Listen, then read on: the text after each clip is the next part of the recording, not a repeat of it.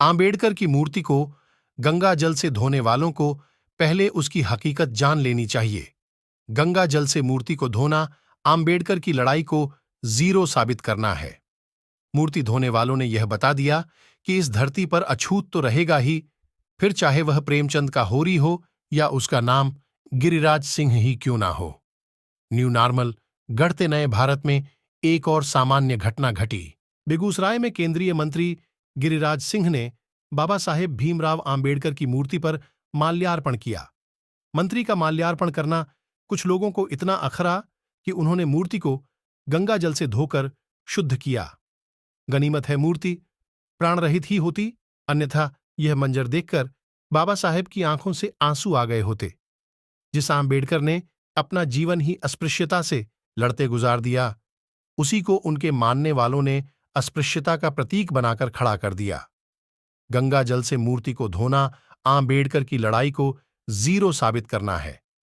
मूर्ति धोने वालों ने यह बता दिया कि इस धरती पर अछूत तो रहेगा ही, फिर चाहे वह प्रेमचंद का होरी हो या उसका नाम गिरिराज सिंह ही क्यों ना हो। उस गंगा जल को जानना भी जरूरी है जिससे आंबेडकर को नहलाया गया। बेगूसराय के नकली आंबेडकरवादियों को यह मालूम होना चाहिए उनके शहर में गंगा जल की वास्तविकता क्या है। क्रोनोलॉजी पर ध्यान दीजिएगा। गंगोत्री से टिहरी तक भागीरथी, गंगा की मुख्य धारा, अपेक्षागत बेहतर स्थिति में है। टिहरी से नाममात्र का गंदेला पानी लेकर भागीरथी आगे बढ़ती है और अलकनंदा से मिलकर गंगा बनाती है।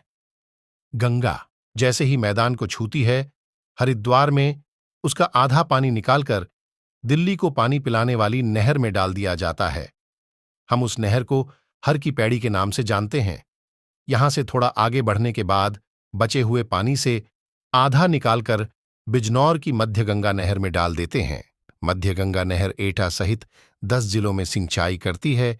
फिर बचा खुचा पानी आगे बढ़ता है और नरौरा एटॉमिक प्लांट के पास रोक लिया जाता है। यहां लोअर गंग नहर है। यह तथ्य दीगर है कि गंगा यमुना के मध्य बसा यह इलाका पहले ही भूजल से संपन्न है। राजनीतिक रूप से यह क्षेत्र हरित प्रदेश कहलाता है। कितना मासूम है सरकार का। गंगा नदी ड्राफ्ट बिल लागू हुआ तो नदी के दोहन के आरोप में जेल जाएंगे मंत्री। वास्तव में गंगा यहां खत्म हो जाती है। फिर भी कोर्ट की लगातार फटकार और लोगों के दबाव में नरौरा के बाद बहुत थोड़ा सा पानी आगे बढ़ता है। नरौरा जहां नहर नदी की तरह दिखाई देती है और नदी नहर की तरह। नाममात्र के इस गंगाजल को कानपुर पहुंचने से ठीक पहले बैराज बनाकर शहर को पानी पिलाने के लिए रोक लिया जाता। चूंकि शहर में पानी की किल्लत रहती है, इसलिए यहां से एक पानी भी आगे नहीं बढ़ पाता। यहीं हो जाती है श्री गंगा कथा समाप्त।